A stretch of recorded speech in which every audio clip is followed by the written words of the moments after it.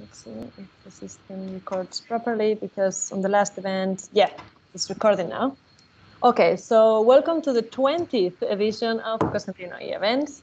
20th means that we've been with you for the last 5 months, every single Monday, connecting people from the industry, design and architectural industry, with the leaders of the industry. And this is actually the only objective of this Cosentino events that started right at the beginning of this pandemic situation, when all the events that we used to have in our showroom in Dubai Design District were not possible, and all the physical activities were just like out of the picture.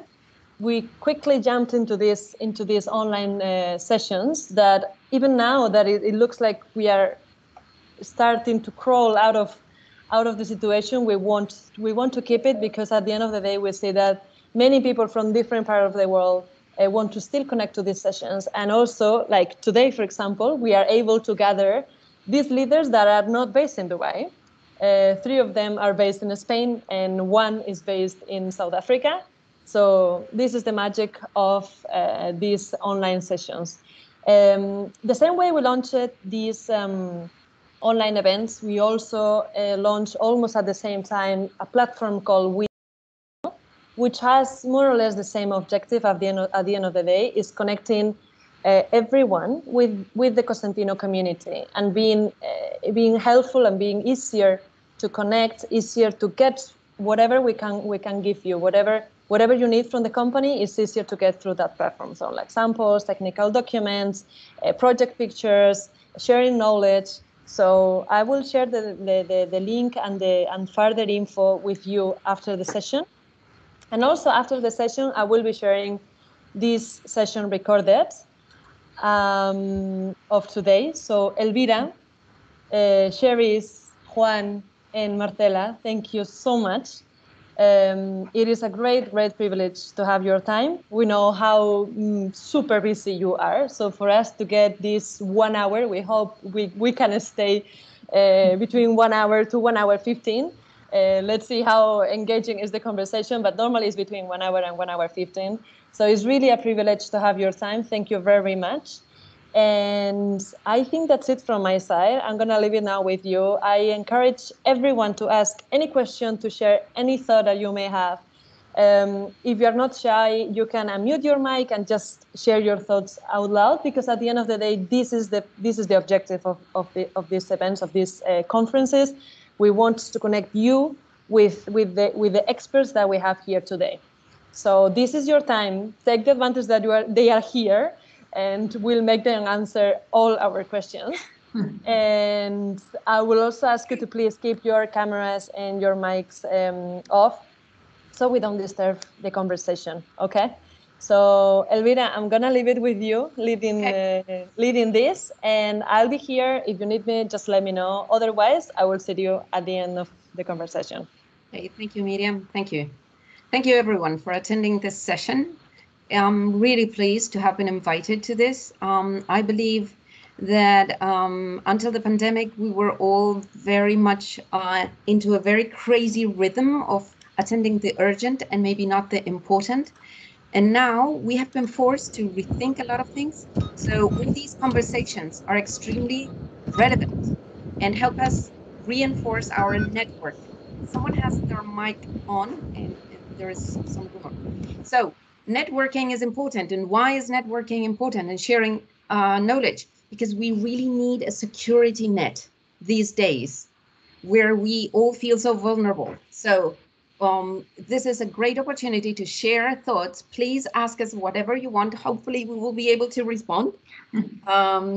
Yes, and we did accept this challenge. Let me share with you the presentation and start addressing what we've been asked to do. Wait. So, let me see. Oh, oops, I can't move. There. Okay. No, you're seeing yourselves, no? Yes. Okay, so now it should work. So we have decided to accept this conversation about cities and how we can redesign the cities because we believe that cities are everyone's responsibility. We all should be great neighbors, and we should contribute. Let me just a minute, because I see that you're not seeing my face, I think. So I'll try again. And now it should work. No, it disappears. Yes, here. Okay, now, so great cities are everyone's responsibility, and we all should be great neighbors. I am going to introduce each of the speakers now, but the thing that links us four is that we are a faculty, part of the faculty of the Master in Strategic Design of Spaces that I'm the director of. So Charrisse Johnston, she is the co-founder of StudioSALT in Cape Town, and she is teaching at the Master in Strategic Design of Spaces, as is Marcela Aragüez. She is the Associate Director of Undergraduate Studies at IE University and School of Architecture and Design. And Juan Cortés, he is the Director of Urban Planning at AECOM in Spain, just like I am the Director of Interior Design for the EMEA region. So I'm talking here with both heads, the AECOM and the IE. So let us start with the tale of new cities, because we need to rethink how we design the cities for these unpredictable and unexpected things that are coming on to us. I believe we're all feeling that the world is changing very fast, and at least I sometimes feel like I've not been able to grab the train and that everything is moving very fast and I'm kind of lost. But I like this sentence from Rupert Murdoch: it will not be big beating small anymore, but it will be the fast beating the slow. So we should be moving fast, and that is why we're sharing so much knowledge. And this is how I feel, but I think I can connect to most of you, that until a few months ago, I felt like the world was mine. In a very large planet, I could go anywhere. It felt like small. In fact, I always told my children that the world is small. Just go and explore it. But now we're all confined. As you may know, in Spain, in Madrid, we are reconfined again. And the world seems like large, and I'm in a very small planet at home, and my everyday life is so small. So we all keep thinking what the future will look like. And do we believe that the 6 feet distancing is the future? Will this stay for good? That the airports, as they are now, they're all empty. The other day I went up to pick up my son, came from Chicago, and it was all empty. Is this the future? Or the high streets all being locked down? The empty cities. I remember we had a movie like 30 years ago where La Gran Vía in Madrid, they wanted to film it empty, and they had to go very early in the morning because otherwise it's always so crowded. And what worries me is the lasting consequences, because what I fear the most is that so many businesses are closing down. So I start thinking, what can I do to stop this? So I'm doing the design from the inside out of the cities. I'm contributing to bring more purpose and more awareness to what we design. And maybe you are thinking, what can I do? So we decided to put together 3 tales to inspire you and to find some magic through storytelling, so that you start thinking of how you can contribute. So the first one going is Marcela, and she has decided to tell you a story about the sustainability of the organic city. So all yours, Marcela. Thank you, Elvira, and hello everyone. Thank you for being here. I am going to tell the story actually of a very, very old city, so that we can, in a way, learn from the experience of this old city to understand how to shape the new ones, or what future will bring us. And I'm sure that perhaps some of you, by looking at this map, already can already guess which city I'm going to talk about. Yes, it's Rome. It's, I would say, one of the oldest city in the world. It has gone through many stages over centuries and centuries of history, and also over many catastrophes. So, like perhaps the one that we are living now nowadays. And the reason why I wanted to tell you or to talk about this city is because we can really learn a lot from it, and we can learn from the city not only from how beautiful it is or how nice the monuments are, but more importantly by how the city is shaped organically and how perhaps we can understand certain spatial features of the city to then apply it to new developments.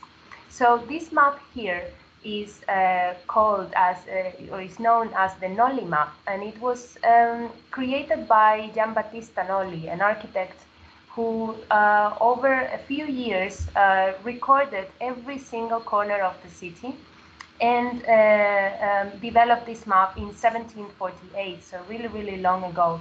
And what's interesting when you look at this map is that you can see that it's a figure ground map, but it's very interesting how public spaces are depicted. So you can see that there are streets and squares depicted in white color, and then we can also see the ground floor of some of the public spaces like churches or palaces. And what's interesting here is to understand how these public spaces connect to the streets and the squares that they have access to. And so what I'm going to do next is to try to kind of show you three different spaces within the city of Rome that, as I was saying before, go beyond the historical meaning of the city and the beautiful spaces that we can observe.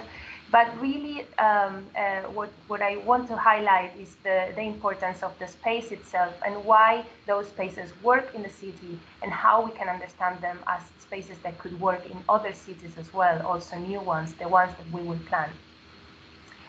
So the first space that I wanted to highlight is a piazza, a square, and this is perhaps one of the most important ones, the Piazza Navona, which is very nice, it's very beautiful, it has beautiful fountains, but what's most important and what I want you to kind of see and understand is that this square really works well because it has many points of entry.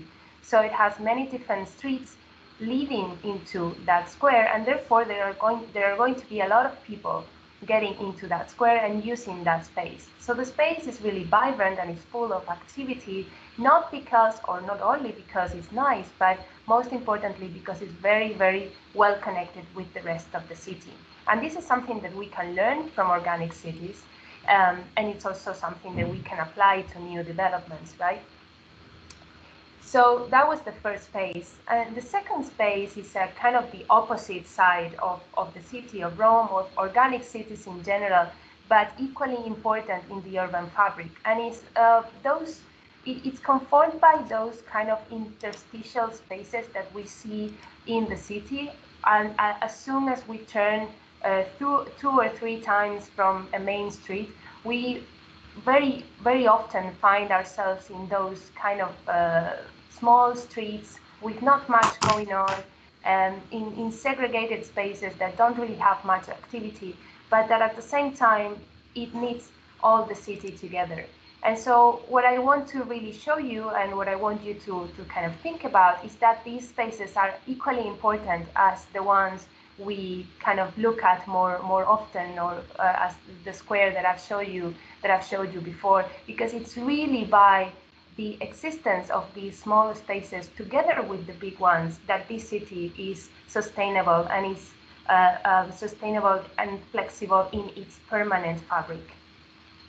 And the third space that I wanted to highlight today in the city of Rome is the so-called High Street. So a high street, as you probably know, is that normally a rectilinear street connecting point A to point B. And what's important here to understand is that both A and B are important spaces in the city. So Why is a high street important in itself? Well, it's important because it connects those two spaces. And again, it means that a lot of people will flow along that street. So that's why there is a lot of activities in streets like that. There is a lot of commercial activities. And this is a street that we can see, this is a kind of a typology, urban typology of space that we can see in many different cities. If you are familiar, for example, with London and you have Oxford Street in mind, you will see that that street is not important because it has a lot of shops, but shops are there because the street is incredibly well connected with the rest of the city. And so this is really what I want you to understand from this, that there are certain spatial characteristics or features in the city that makes those spaces be functionally flexible over time and productive. And finally, I just wanted to zoom in and see how actually the way we connect spaces is equally important in an architectural scale as well. If we look at one of the palaces in Rome, like this one, the Palazzo Bonaparte, which is actually at the end of the Via del Corso, the street that I just showed you before, we can see that the spaces in the floor plan, they are very well connected to each other. There are no corridors, and it makes this floor plan extremely flexible. And actually, this palace has been used for very different purposes over time and will probably change its function in the future. So that's also a way for you to understand that flexibility in space doesn't necessarily relate to the way spaces change physically, but more importantly with the way spaces are connected to each other. And I just wanted to leave the tale by highlighting 3 points when looking at that are important when looking at the organic city, and also when developing your own future plans. And so I would really advise you to look closely at what you connect and what you segregate, and really understand how and why you are connecting certain spaces in the city. And so in this sense, it's very interesting and very important to observe and learn from the flexibility of the built environment, of the permanent built environment, like the way we've learned from Rome in these past few minutes. And finally, just before leaving to the next tale, beware and keep in mind that those interstitial spaces that I've shown you before, the small ones, are as important as the iconic spaces in the city. So no city will be sustainable and flexible for future uses if it's only made of iconic spaces. You need both. Thank you, Marcela. It was a wonderful tale, very short and very clear and very magic and inspiring. Now, let's go to the second tale. Juan Cortés has made up this beautiful story of cities that think like forests, the real Internet of Things. Juan, all yours, you can go. Thank you very much, Elvira. Thank you everybody for attending. So first of all, I was reflecting on how many experts are saying that we are leaving the era of global connectivity and shifting towards an era of uncertainty. As you all may know, suddenly there are more questions than answers, and the global city, which seemed like a model that would dominate the urban planning, is not as powerful now as it used to be. We really don't know how cities are evolving and where we are moving to. And really, the smart city, providing a lot of technology that will change our lives. This is a promise that we have received from the technology companies, and presumably drones, automated vehicles, and intelligent wearables are going to change our lives in a way that we don't know, and bring more prosperity and create innovative ecosystems for everybody. But really we have to ask ourselves, in the light of this crisis that we are facing, if technology is going to be the answer, or if there are other priorities that are coming to the forefront right now. And really, the historical gap between the global north and the global south is not there anymore, but we do perceive that there's another gap that is becoming more and more important, and this is really the digital gap. Being connected nowadays, having access to broadband, being able to afford a smartphone or other gadgets. This may become the difference in a world of remote connectivity between having good access to healthcare, to education, and our cities are becoming more and more unequal nowadays because of this motive. So I really came up with a really intriguing question. What if the solution for our cities or the future of our cities is really not 5G or the Internet of Things, as we are made to believe, and mainly by the technological monopolies, but what if human information networks were key for city success? What if building more communication and connectivity between people at different levels was the key for creating more innovation, for boosting startups, and creating an economic substrate for growth and for prosperity for all city inhabitants? So really, as when we are faced with a design dilemma, where do we look for answers? And typically, we look at nature, especially in the master planning field. Technically, this is called biomimicry or nature-based solutions.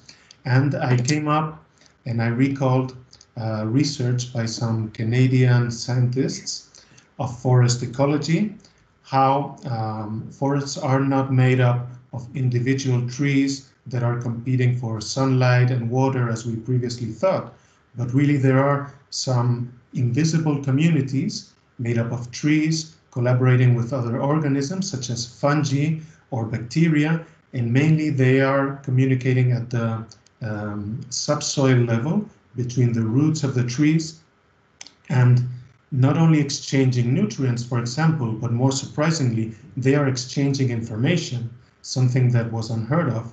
So really, how does this help the forest survive and be healthier and face any natural hazard, such as a wildfire or drought or even a plague or a disease? Well, this communication between trees and the other organisms, this creates a lot of resilience as these trees collaborate effectively and defend themselves from these invaders somehow. And coming back to the IoT, I suddenly came up with what I thought was a kind of interesting concept. Why don't we change the IoT as the Internet of Things for the Internet of Trees? Why don't we learn something from nature and apply these quite interesting concepts to our city planning of the future? And really, our cities, if they have to change in any given direction, I think that what the crisis is showing, and this is something that Sir Norman Foster said last week in the British television, is creating a kind of appetite for more walkable cities, more bikeable cities, for more green space, in essence, an appetite for well-being and having healthier cities. So really, technology, as we have said before, may not be the answer. It might only be an enabler to propel and magnify these effects of the green revolution that might come to us after the crisis, if we are able to transform this challenge into a new opportunity for city planning and for city well-being in general. So, as we have seen that forests have a very collaborative network of different species, diversity that are very complex, and this diversity increases the resilience of the whole system, I advocate for cities that work as a kind of green campus. Just imagine the garden of knowledge and exchange of information as it was created by the Greek philosophers many millennia ago. And right now we have different examples from co-working hubs or universities which have green campuses, but why don't we escalate this concept to the whole city and create an ecosystem where stronger communication can happen, more green space where people can meet safely. As we know, the COVID crisis has shown that green open space is vital for healthier communities, but also the public realm, public buildings, and the in-between spaces. As my colleague Marcela explained these third spaces or interstitial spaces between the private domain and the public realm, they are really very important because they can create different types of social encounters, activities from one-to-one meetings, larger groups, smaller groups, and this can really spark the fire of innovation and create more vibrant, healthier, and more prosperous communities in the future, or at least I hope so. And summing up in 3 key points, what can we learn from forests and apply to our cities, to our urban plans, to our architecture? Well, first of all, we have circularity. Obviously, our processes from the Industrial Revolution onwards, they have been from the cradle to the grave.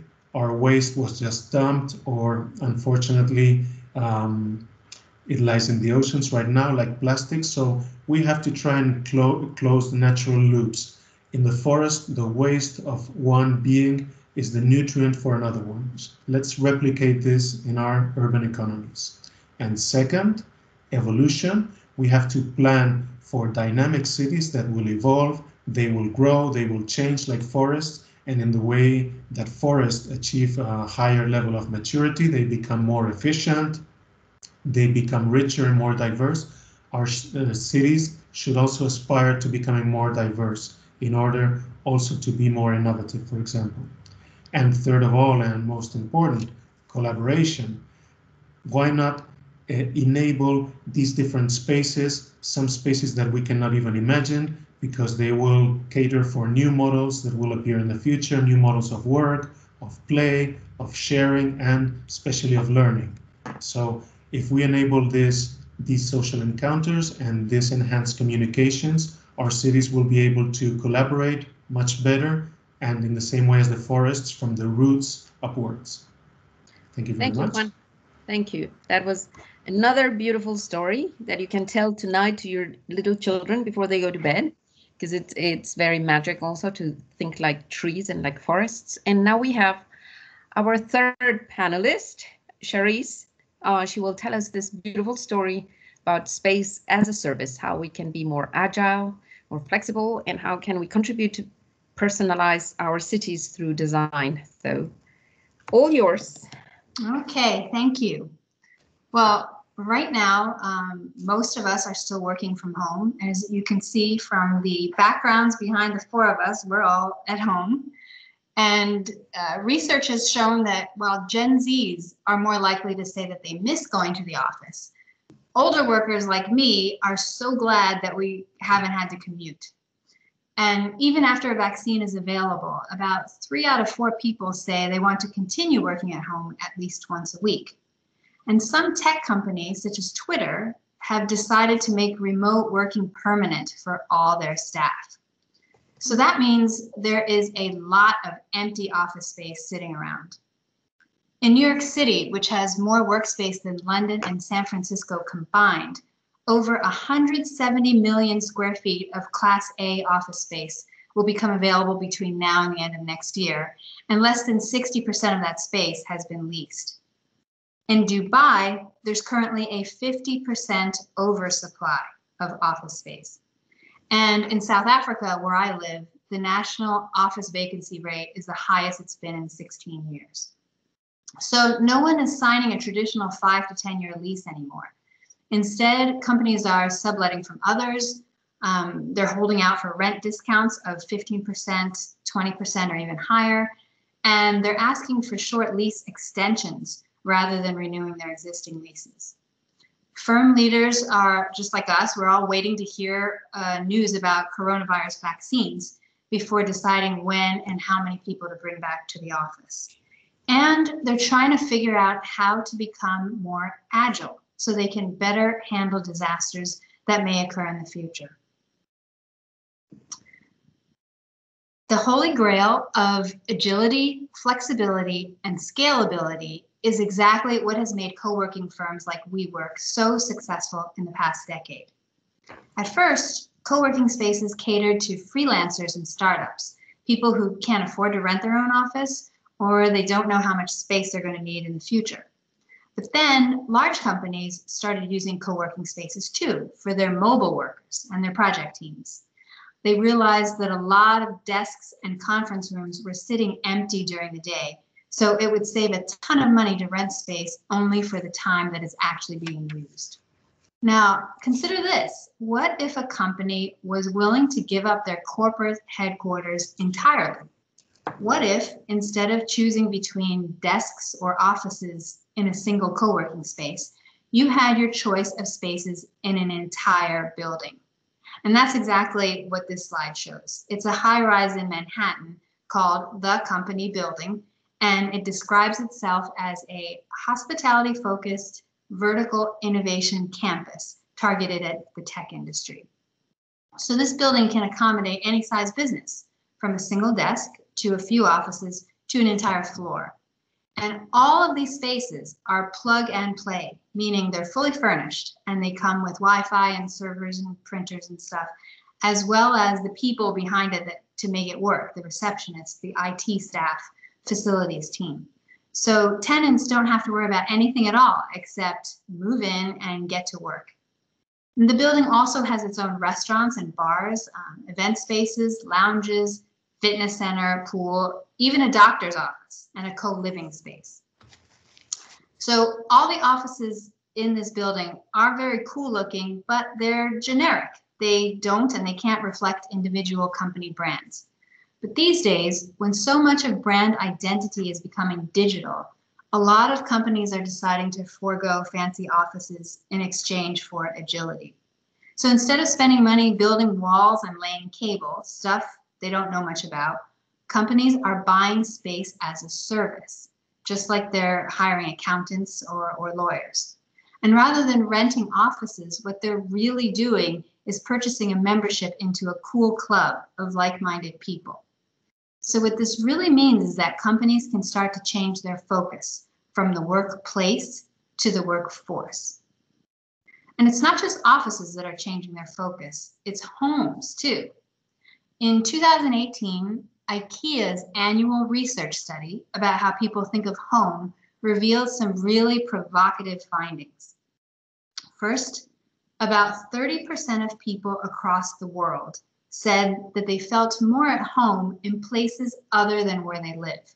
And that percentage rose to 35% of people who live in cities. Here's another one. To get some time alone, a quarter of the people surveyed go somewhere other than their own home. And nearly half of Americans say they go hide out in their car. And about 1 in 5 respondents between the ages of 18 and 24 said that they feel a sense of belonging more in their virtual communities than in their homes. Now, a lot of older people may think these findings mark the end of civilization, but personally, I don't find these responses that upsetting because they simply reflect our changing times. People are getting married and having children later, so they're more likely to be living with their parents or to have roommates.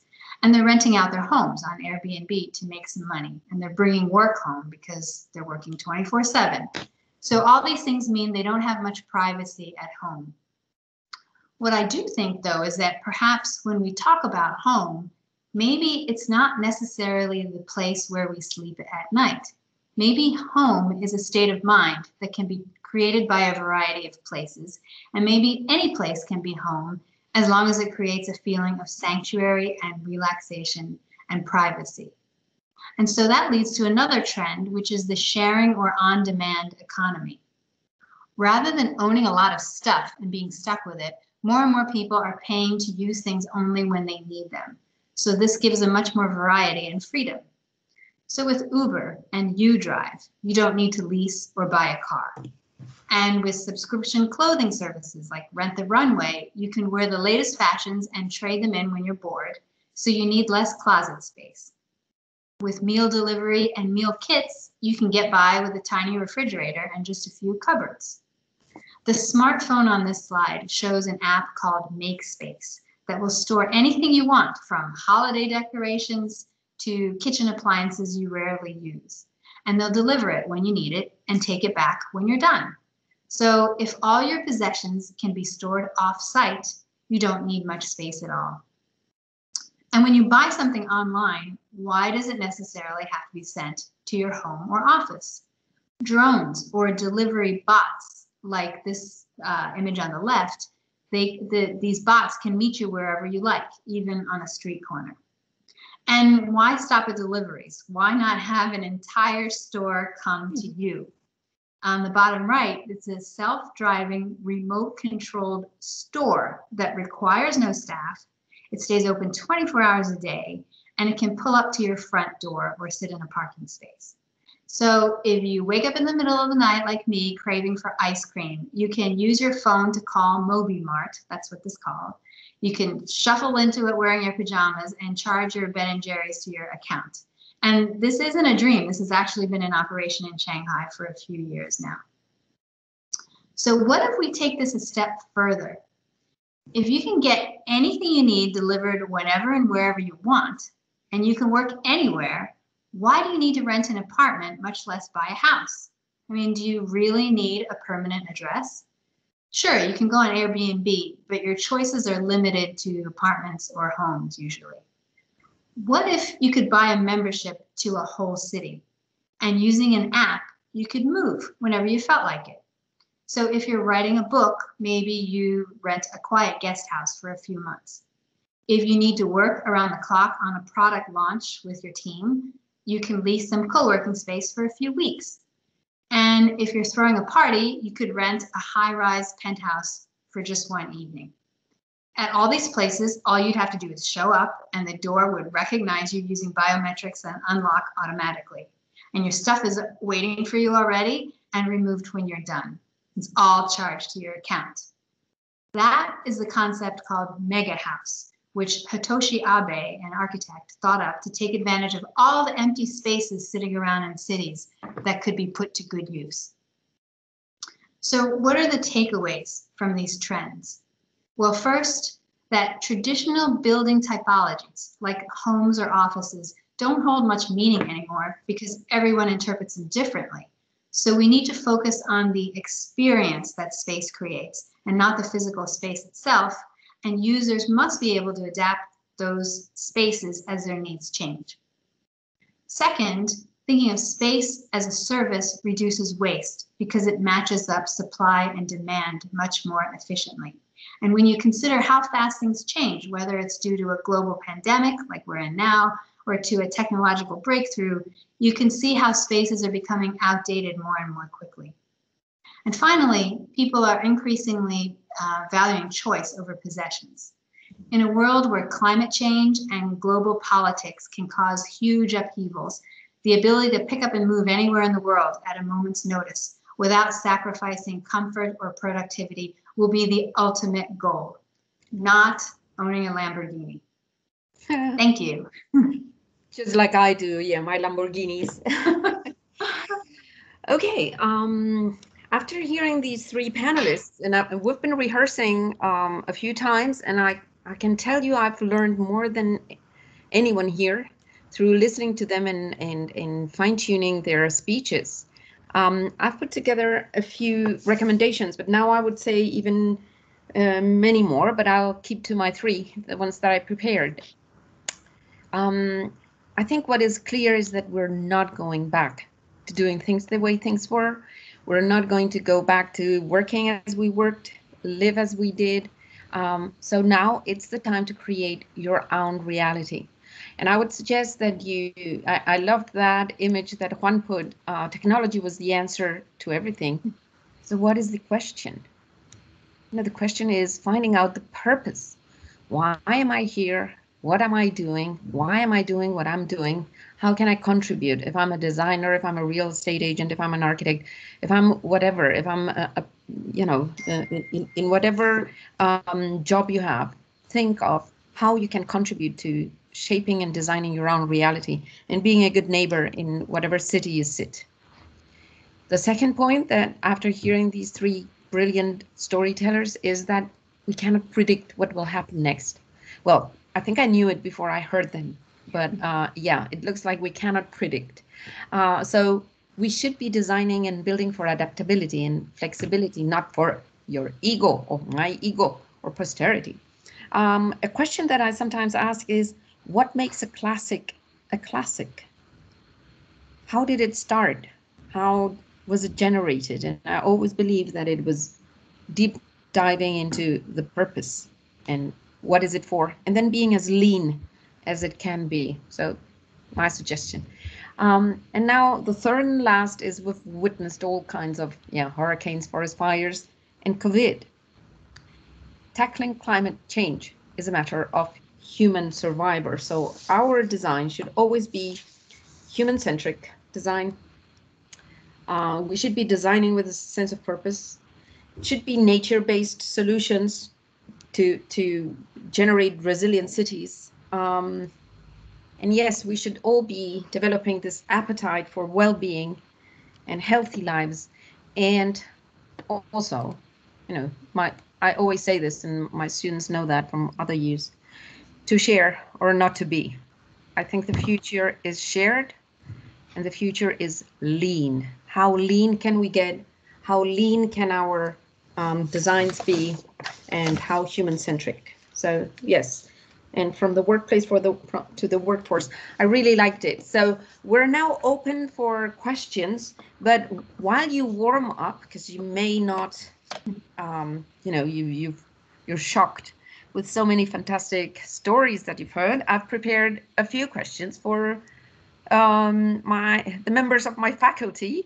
Please, one thing you have to remember is if you join the Master in Strategic Design of Spaces, we're going to help you think and develop your mindset. We're not going to tell you what to do. Leaders are not people who tell people what to do. They give them a vision and provide them something to believe in. In Master in Strategic Design of Spaces, what we try to do is help you with a lot of questions and then get a structure in your mind to find, together with the network that you develop, to find the answers with other people. Collaboration above everything. So Marcela, I have prepared a nice question for you, because you were talking about Rome. Yes. And let me say, that's quite easy, because Rome is so pretty. Would have been harder had you spoken about Madrid, because it's not so pretty at all. So yes, it was really beautiful, and I love the tale of the organic city and the 4 types of spaces that you recommended, that we also think of the interstitial spaces. But using Rome is a nice trick because it's vibrant, it has a wonderful history. But now we're talking to people who are in cities, or to me in Madrid, and you go like, I'm not a planner, Juan is. So, and I believe cities are designed from the outside in, so planners, and from the inside out. So we interior designers, we contribute a lot to bringing sense to what everyone does. But the question to you is, okay, in any other city, without that wonderful history and that, those magnificent buildings and the beautiful structure, how do you think that we can translate? How can designers and planners bring and translate all that vibrancy and all that, wonderful appearance? How can we improve our cities if they're not originally as pretty and as well prepared? Well, you get me there. That's true. I chose a very beautiful one. But I think what's important here is to understand that, of course, planning cannot really make up for what time does to the development of a city, or for how beautiful the monuments or the buildings in the city, in a city like Rome, are.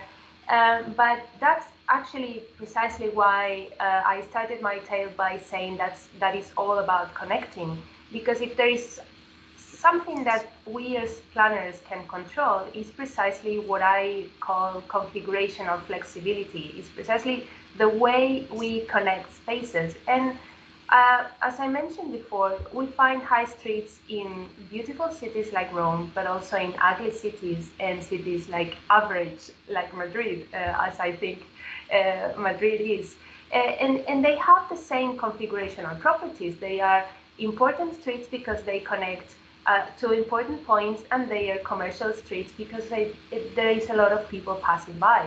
So, the learnings that we can get from cities like Rome, aside from how beautiful they are, is precisely that they are a toolbox of spaces that we can use in other cities. So if if you're replanning a city or if you're building a new development, a new urban area from scratch, you really can learn from the organic cities in the sense of how you see spaces working in different ways, depending on how shallow they are, how segregated they are, the scale of the streets, the size of the squares.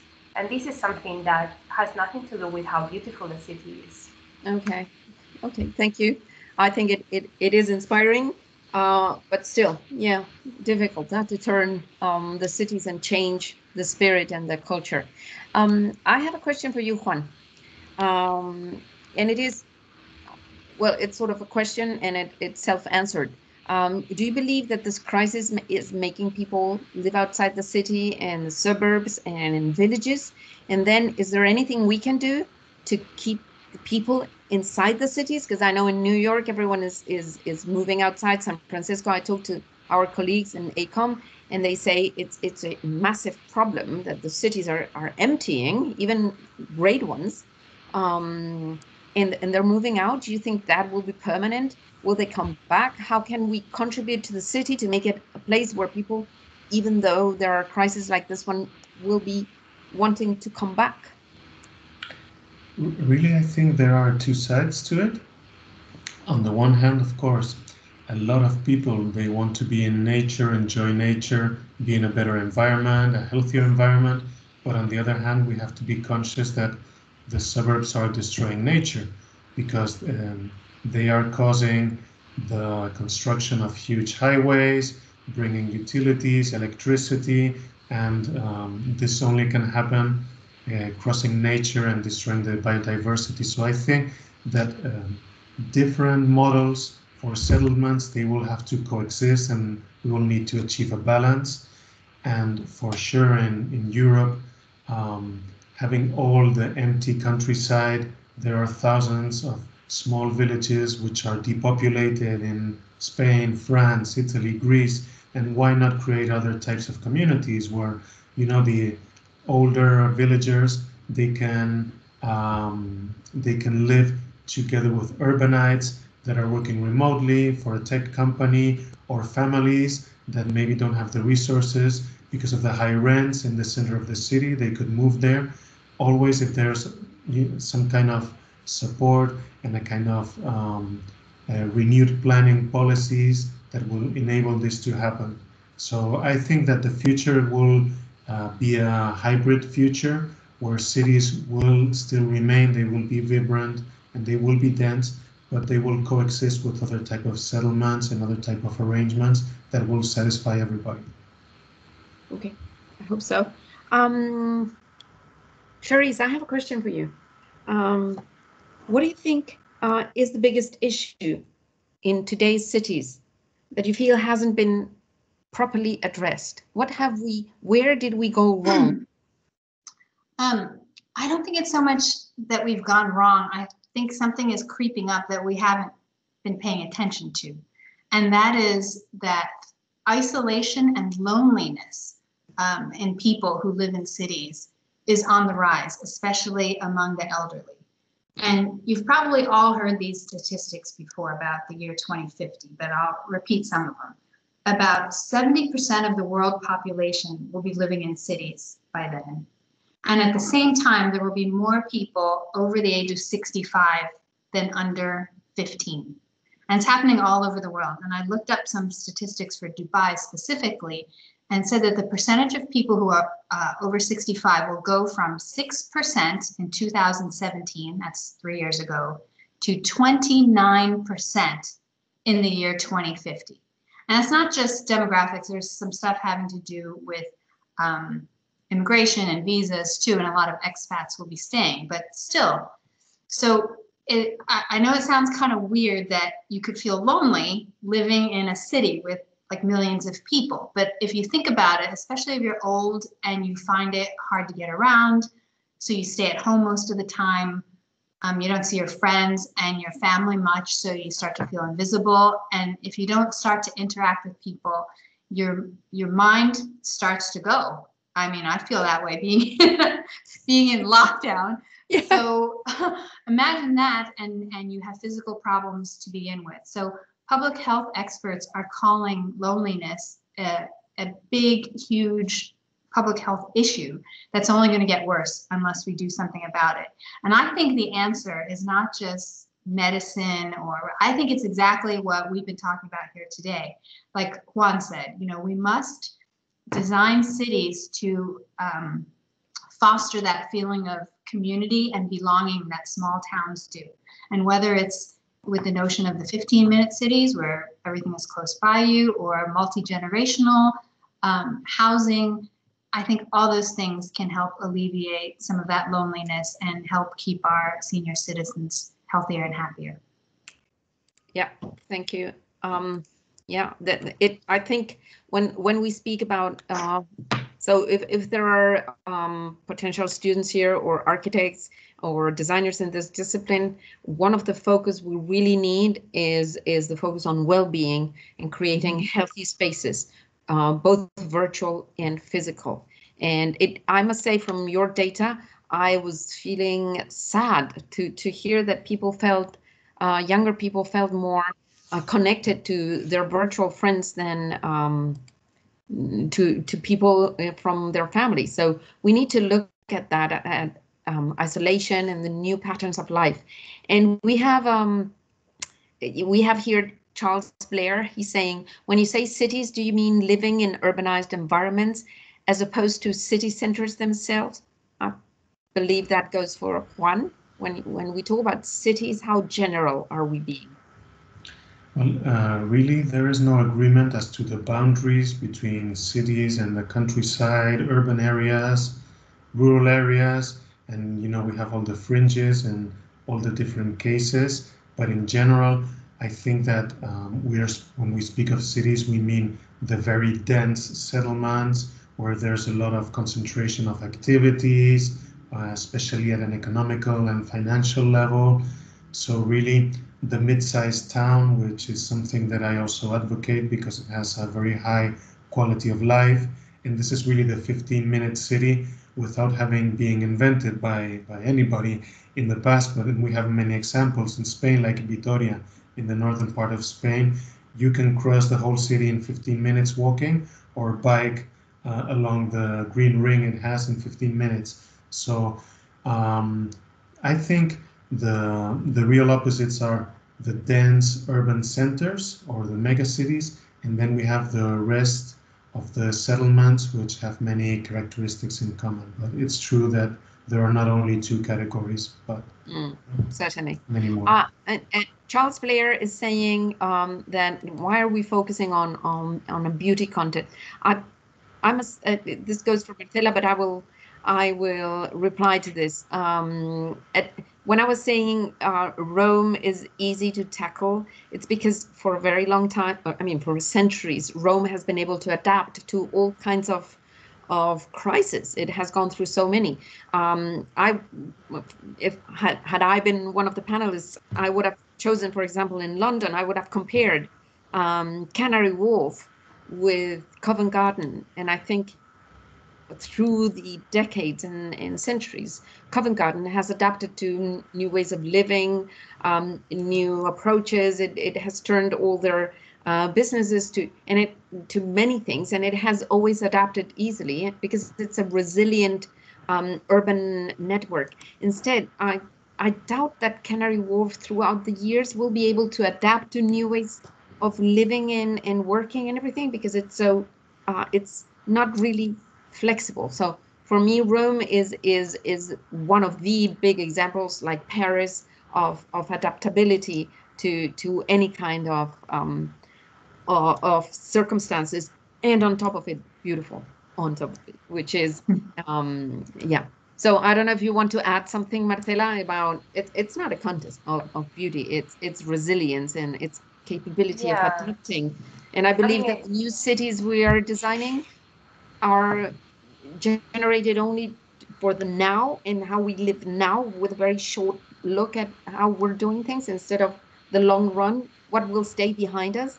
Why are we here? What was the purpose? Making money. Yeah. So that's what needs to change, I think. Marcela, do you want to add something? Yeah, no, I was just, I can only agree with what Charles is saying, that there are ugly cities that in fact are incredibly dynamic and you really like living there. And so, I mean, just reinforces the point of that I was making before, that in a way, or to a certain extent, it has to do with how the city works spatially. So of course it has a certain identity, and also an ugly city can feel nice in its own way, without the need of having beautiful buildings. But I think a lot of it has to do with the way we experience, the way we navigate the city and the intelligibility of the city, and that's achieved by how spaces are connected with each other, or a good part of it. I'm going to chime in on that because I'm an interior designer, and that whole argument about beauty and Instagram moments, it's similar to what we're talking about cities. Some of the most successful projects that I've personally done would never make it to the front of a magazine, but the people who use that space are really, really happy. So who's to say it's ugly? The other thing we're sensitive to as interior designers is some people still have the notion that interior design is just the visual veneer, how things look. And that's what sells magazines, right? That's what gets likes on Instagram. But real interior design has to do with how things work. They have to work first and foremost. Sometimes you'll go into a beautiful, hotel room, but things are in the wrong place, and you just don't know where the light switch is, and it's uncomfortable, and you don't really know why, and it's trendy, but it's not comfortable, and you'd much rather be in a place that's not quite as hip. Well, that's what we're talking about with cities too. It's just at a smaller scale, and that's what we all do here. So. Yeah, and that's the focus of what we teach at the Master in Strategic Design of Spaces. So it's strategic. It's ensuring that you design something that is adjusted to the needs and to last the test of time. If you can think of how were classics generated, how can I, something that lasts, and it's not only because of its beauty, it's because it was adaptable, it was well thought of, it's intuitive, it's, you go in and you understand everything. You don't need a guide to know where the light is and all this. So this is what I would suggest is the key of a strategic mind, understanding that your client has a purpose and expectations, and how your design impacts the behavior of the people who are going to use it. And yes, it's all about the experience, Charrisse, and I really liked it. Juan, you wanted to speak. Yes. Our audience is a bit shy, so let us talk. I find the comments quite interesting, and I wanted to point out that maybe more important than beauty is character, a city identity, the uniqueness, having a memory of the city, the activities that took place there, like the cities that have come up of Northern England. Yep. When people are proud of what happened, of the industrial activity that made them prosperous, or something that happened, or some natural features. So it doesn't have to be the classical beauty of the facades of Rome or other Italian cities, but in each place we can help promote this identity, find value in the traditions. Sometimes these can be non-physical traditions like craftsmanship or food production. So it was quite interesting when I spoke with some Italian colleagues of mine who are preparing a plan for an Italian village that was brought down to the earth by an earthquake. And really there are no physical structures left anymore, but the identity is still there because the inhabitants, they want to rebuild it and they remember it. And really, maybe this character is more important than beauty in a classical way of understanding it. Yes, and that's what provides a sense of belonging. I belong here, and that's identity, and that's what keeps us together. There is another question. What do you think will be the leading roles or jobs that will play a major impact on our cities in the next few years? I'll give my opinion. I hope that purposeful designers and architects not money driven, but with this view to the common shared spaces. What really defines any of those fantastic cities are the common shared spaces and the common shared identity and sense of belonging. That's my opinion, but it's open up to you. Charrisse, maybe you want to say something, Marcela?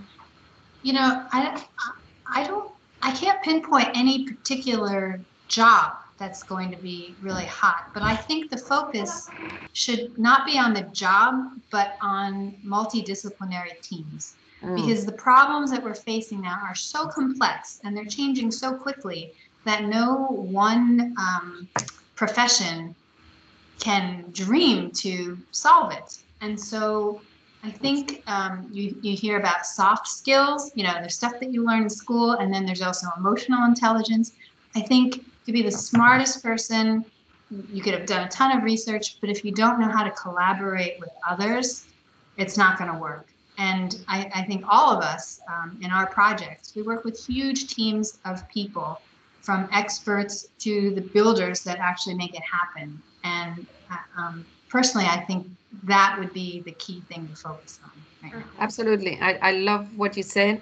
And I also want to, I always say that to my students also, keep this campus spirit of sharing throughout your professional life. You need your network, but not only for your interest and not only to provide you with security. It is the only way to move forward. So this campus mind, as Juan was saying, the cities should be cities as a campus. It's very much the sharing of knowledge, the challenging each other, a journalist collaborating with a lawyer, together with an architect, together with a psychologist, together. And yes, this is what we're trying to really achieve at the Master in Strategic Design of Spaces, where we bring a lot of very different people to try and teach you how you can find yourself, your vision, create your own reality, as I said in my last, in the 3 very intelligent points. Hello, we wrote them all together. So, but I was the one saying. So I have one last question before we go, and this is to Miriam from Cosentino. I would like to hear, I really love that Cosentino is giving us all this opportunity to share things and to share knowledge. And I would like to know, what do you think is Cosentino doing to contribute to making this a better world, more healthy environments, you know, to improve our cities? Because right. Why are you there? So thank you so much, Elvira. Really, the conversation was so insightful. I learned many things from you today. And I'm so glad that this session is being recorded, because many other people will get to learn as many things as I did today. I mean, we are all responsible, no? At the end of the day, is people, is universities, is governments, and definitely the companies have a big role in here, no? So it's starting obviously from developing a product that is obviously sustainable and it's durable and it has in itself, but it's not only about the product, it's also about the flexibility. And here I go to what Charrisse said, is very interesting concept, the flexibility not only of the materials to create, let's say, to give the designers and the architects the flexibility of creating different spaces without the limitations of a material or a service, but it's also using our networks to create this kind of sharing content. And here I go to what Juan said about human information networks. I loved it. Yeah. Like, really, here is the power. I mean, the power of connecting, the power of collaborations is what really matters. The power. Yeah. Exactly. You really get the power. So I really think companies have this responsibility of using the networks, not only for our own purpose, but also to create something bigger than us. So, totally. And this is what we are doing today, no? It's about collaborations, and it's about sharing information. And there is a last note that Charles has sent us, and I really like it. And he says, I still feel there's a huge divide between cities and the developed and the developing worlds. And you're absolutely right, Charles. And I think that is where we need to bring our sense of purpose, and not the ambition of just doing iconic buildings or developing our view, I think we need to focus on multidisciplinary teams that think together about the challenges of today and tomorrow, not just today. To have those interstitial spaces, and I really like it from the examples that Marcela has given us from a building to the whole city and how you cross them and connect them. So let us all contribute with what we know and what we can do, and let us, each of us, feel relevant in this world, have a sense of purpose, sense of belonging, and identity. And if this is what you can walk away with, our cities are a reflection of who we are personally, and then when we're together, it's the culture and the behaviors of the groups, and that's what shapes our cities. If we individually start believing we can make a change and we are relevant and we're going to do something relevant, that will be reflected. Marcela, and we're about to close. Yeah, just to add to the last comment, that perhaps in that sense we also need to be flexible in the way different stakeholders have to participate and take part in the making of the city in different areas and in different cities. So perhaps in some areas it's important the figure of the architect and it has to be the leading role, but in other areas it's perhaps more important to really have what people living there, the opinion of people living there, and to be able to really understand their needs and the interaction with them. So I think it's also, since we're talking about flexibility, we also need to be flexible and understand our roles in different ways, in different contexts. Yeah, certainly. I think we have had a fantastic conversation. You should have seen the four of us doing the rehearsals. We spent 20 minutes and then we started speaking, and it was like, hey guys, we need to cut it. So we could go on forever. Thank you, Miriam, for this wonderful opportunity of, dedicating some time to preparing this, because we really enjoyed each other. And I think the four of us learned a lot from each other. I hope we have been able to interest you all and to, at least inspire you and bring you some thoughts. No one has formulas or solutions. It's just asking the right questions to yourself. Why am I here? How can I contribute? How can I, what is the purpose of my life? What's a sense of belonging? How can I bring identity to anything I do, wherever I am, in whatever team? What can I bring? So thank you for the opportunity, Miriam. Thank you, David. Want to say anything else? I don't know if we were the last ones in your sessions, but thank you. Definitely. Today we are leading by example here. In this session, we are doing exactly what we were discussing. We are sharing knowledge, and this is thanks to you, to the four panelists. Also, big thank you to the IE School of Architecture. Not always we have the access to these masters giving us this kind of sessions. So it is a great pleasure. Also, thank you so much to the Spanish Business Council who helped us put all this together and connected us. Thank you to our audience who's been supporting us for the last 5 months. This is for you and to you, 100%. As I said, I'm very glad that I was recording the session. This will be shared with everyone who registered and with many other people who asked for it. So that's it from our side. We have many other topics coming on the coming weeks. So I'll keep you posted with everything. Stay tuned for what is coming. And big thank you to our panelists today. Thank you. Thank you. Thank you very much. Bye. Thank you. Take care. Bye-bye. Bye. Bye. Take care.